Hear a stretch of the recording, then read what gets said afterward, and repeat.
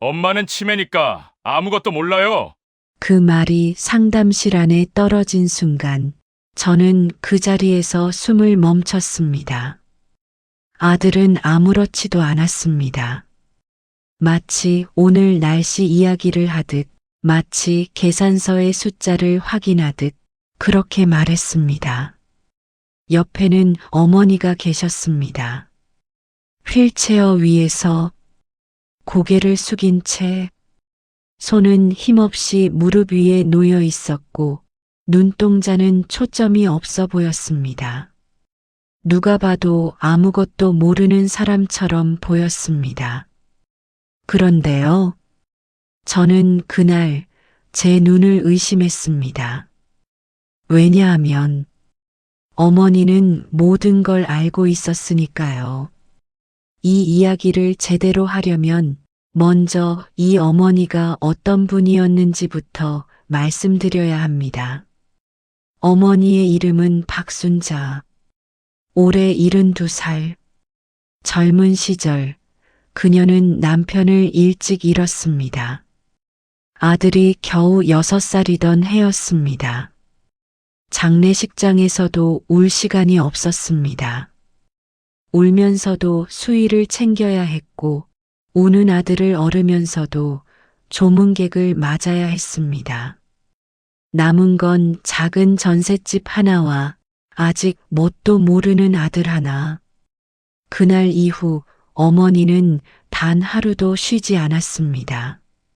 새벽 4시에 일어나 반찬 가게 일을 시작했고 해가 지고 나서야 집에 돌아왔습니다. 손이 트고 발 뒤꿈치가 갈라져도 한 번도 아프다는 말을 하지 않았습니다. 그 이유는 단 하나였습니다. 아들이 굶어서는 안 된다. 아들만큼은 제대로 키워야 한다.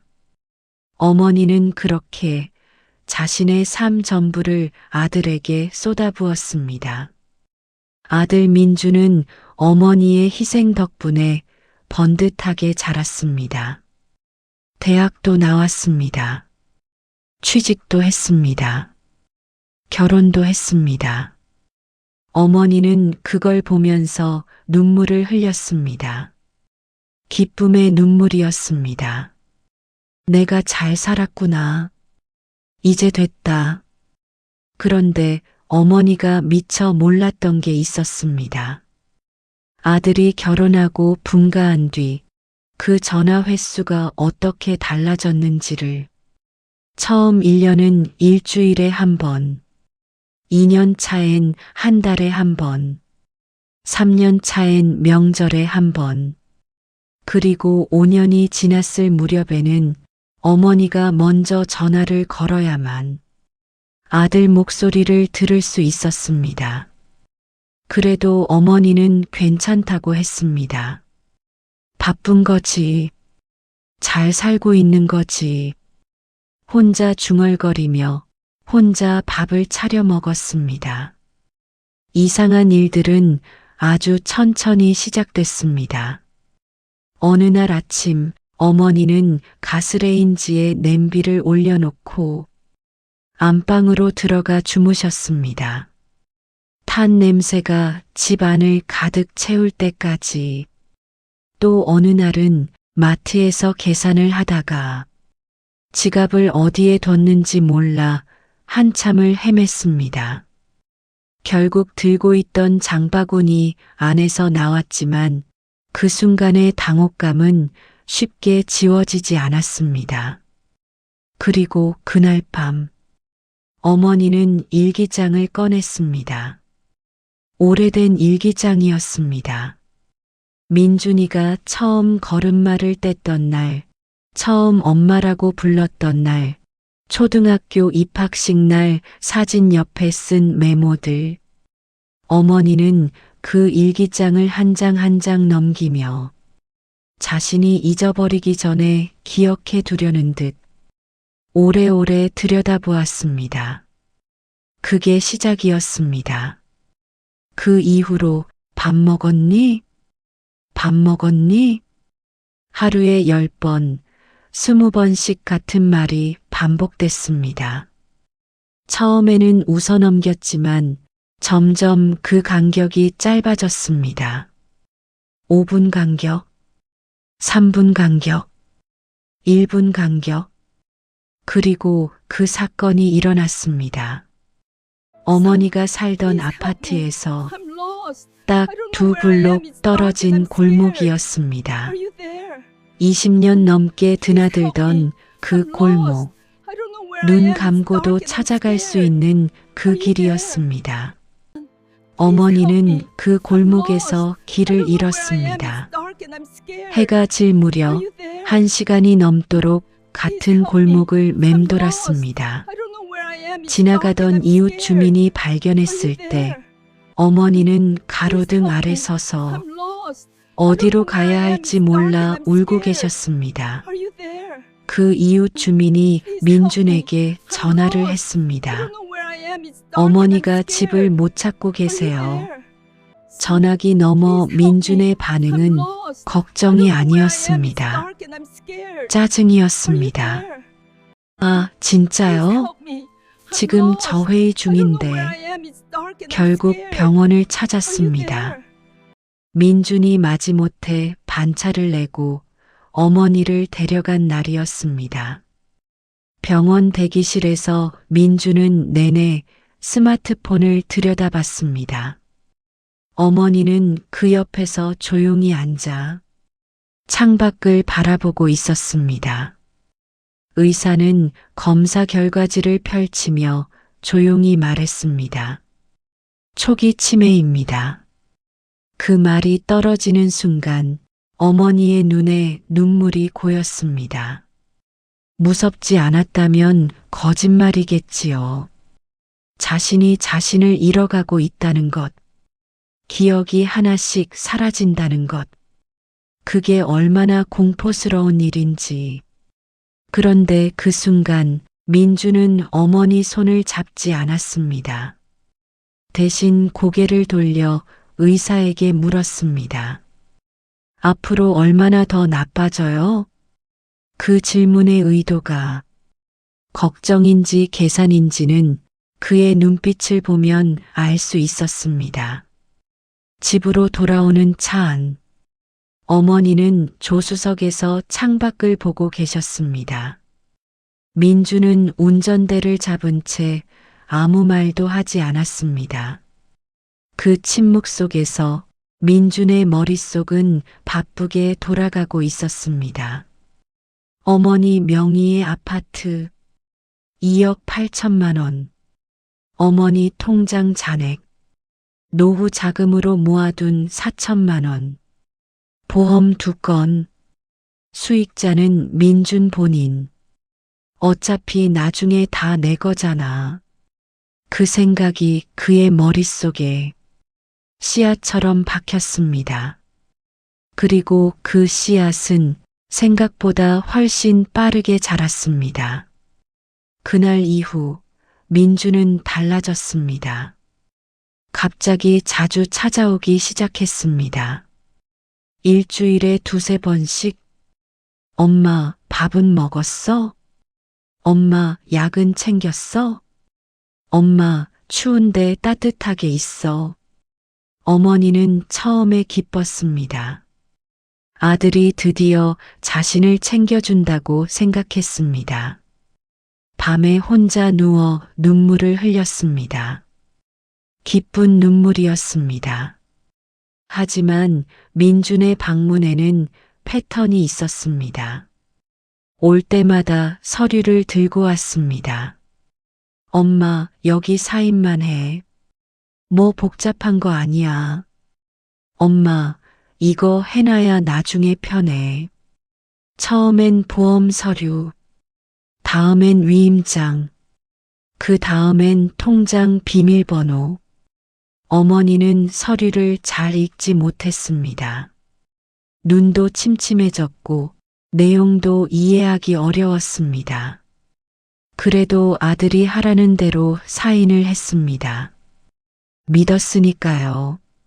세상에서 가장 믿는 사람이 자신의 아들이었으니까요. 민준의 아내, 지연은 처음엔 반대했습니다. 당신 지금 뭐 하려는 거야? 어머니 재산 미리 빼돌리려는 거잖아. 민주는 부드럽게 설득했습니다.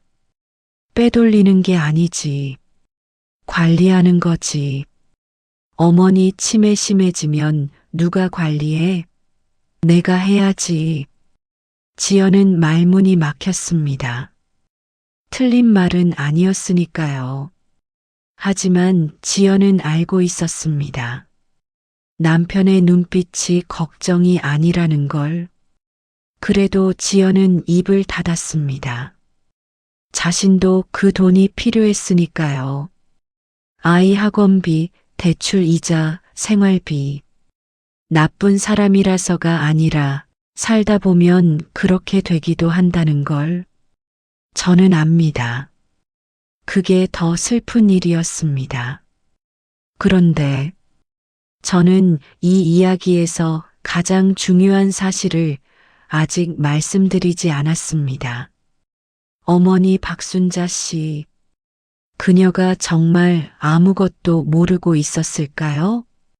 아닙니다. 어머니는 알고 있었습니다.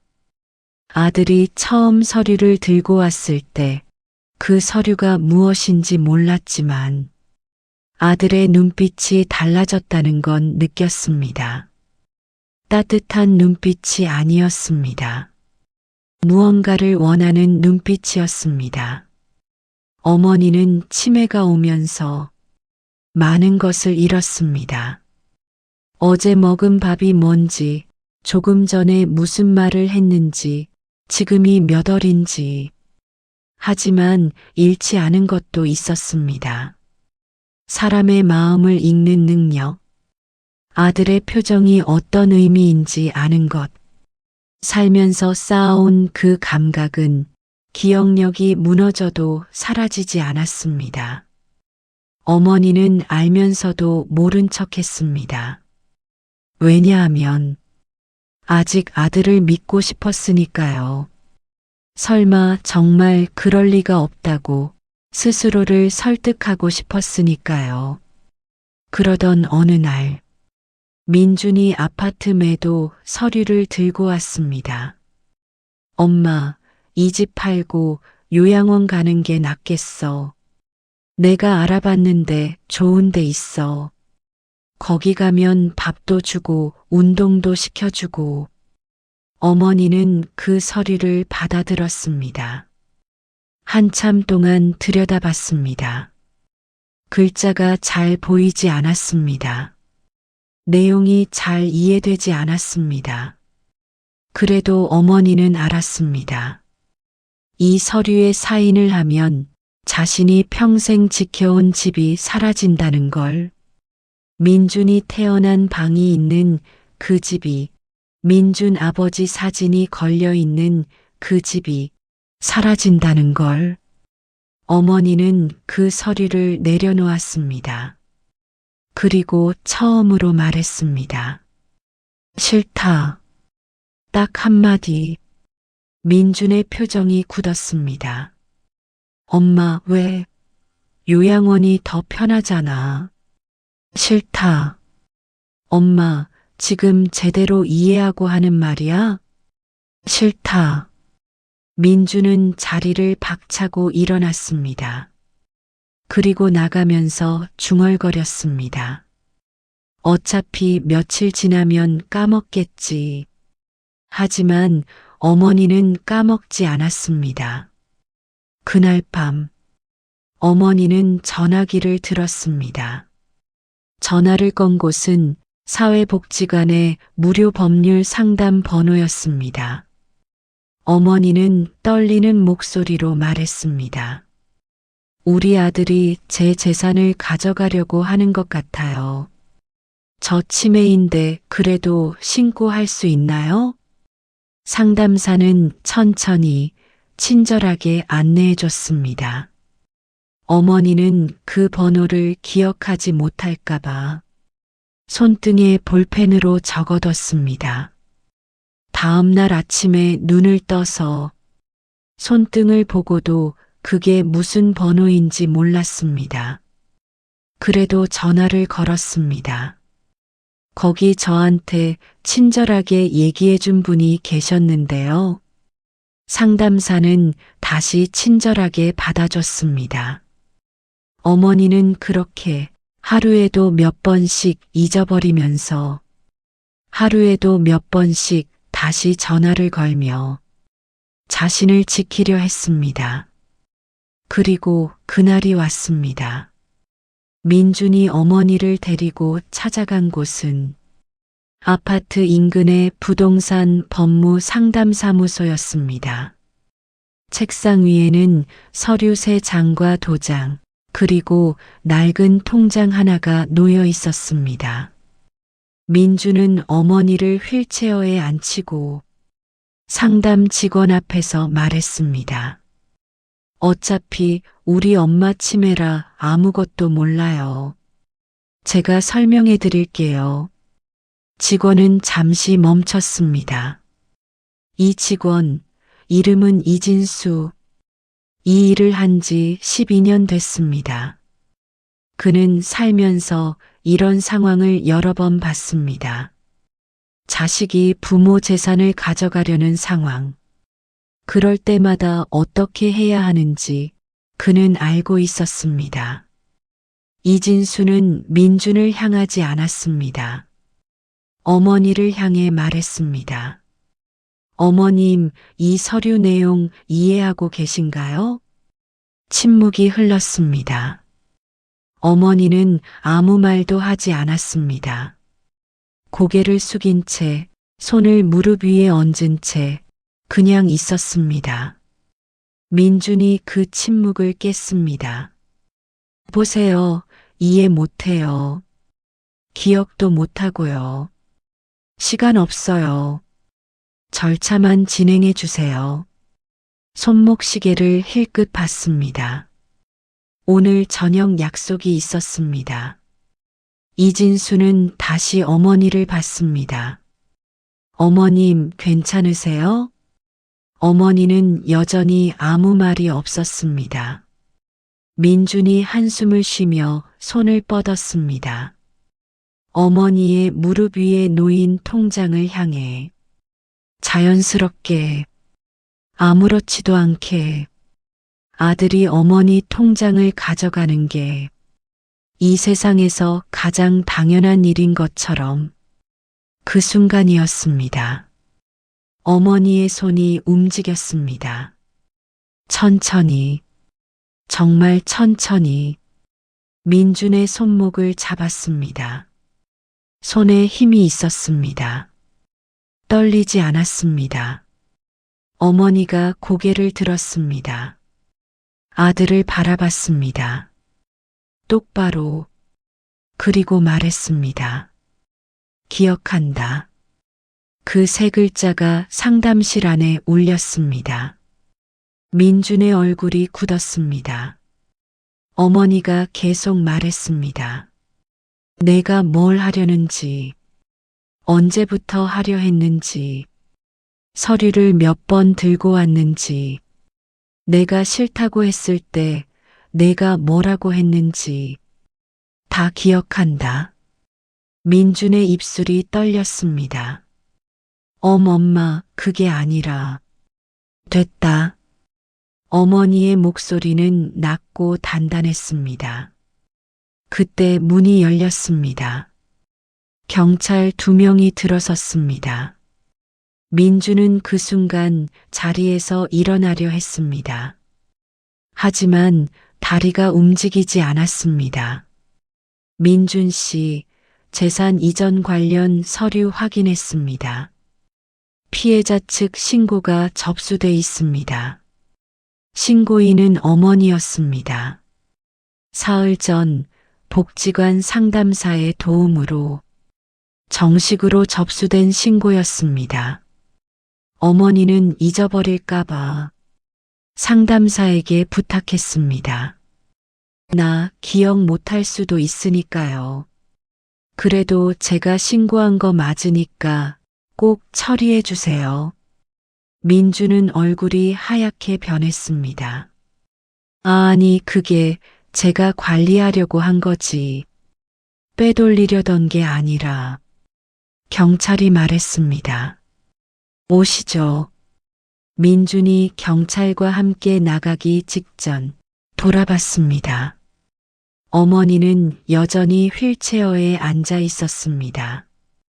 그 자리에서 민준의 눈에 눈물이 맺혔습니다. 지금에서야 엄마 나 그냥 관리하려고. 어머니는 고개를 들지 않았습니다. 잠시 침묵이 흘렀습니다. 그리고 어머니가 말했습니다. 내가 치매인 건 맞다. 그래도 널 낳은 건 기억한다.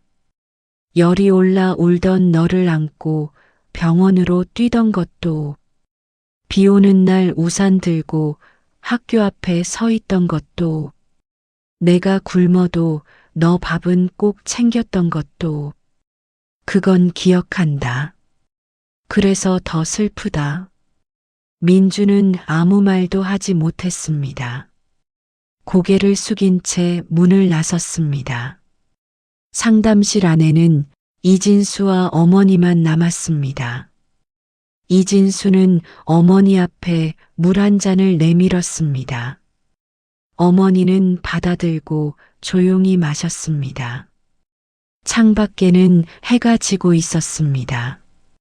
주황빛 노을이 창문으로 들어왔습니다. 어머니는 그 빛을 바라봤습니다. 치매는 기억을 지운다고 합니다. 어제 먹은 밥도, 방금 나눈 대화도, 오늘이 몇 월 며칠인지도. 하지만 지워지지 않는 것이 있었습니다. 평생 아들을 위해 새벽에 일어났던 몸의 기억. 아들이 아플 때 자신도 아팠던 마음의 기억. 그 기억들은 머리가 아니라 가슴 깊은 곳에 새겨져 있었습니다. 어쩌면 사랑이란 그런 것인지도 모릅니다. 기억보다 더 깊은 곳에 뿌리를 내리는 것. 뇌가 잊어도 몸이 기억하는 것. 저는 오늘 이 이야기를 전하면서 한 가지 질문을 드리고 싶습니다. 민주는 나쁜 사람일까요? 아니면 나쁜 선택을 한 사람일까요? 사람이 나쁜 것과 상황이 사람을 나쁘게 만드는 것, 그 차이가 이 이야기 안에 있습니다. 하지만 그 어떤 이유로도 자신의 전부를 바쳐 키워준 어머니의 집을 어머니가 아직 살아있는 동안 빼앗으려 한 것은 용서받기 어렵겠지요. 여러분이라면 그 아들을 용서하시겠습니까? 여러분의 생각을 댓글로 남겨주세요. 그리고 혹시 비슷한 일을 겪고 계신 분이 있다면 혼자 감당하지 마시고 가까운 복지관이나 법률 상담 기관의 도움을 꼭 받으시길 바랍니다. 어머니는 오늘도 기억합니다. 잊어버리면서도 기억합니다.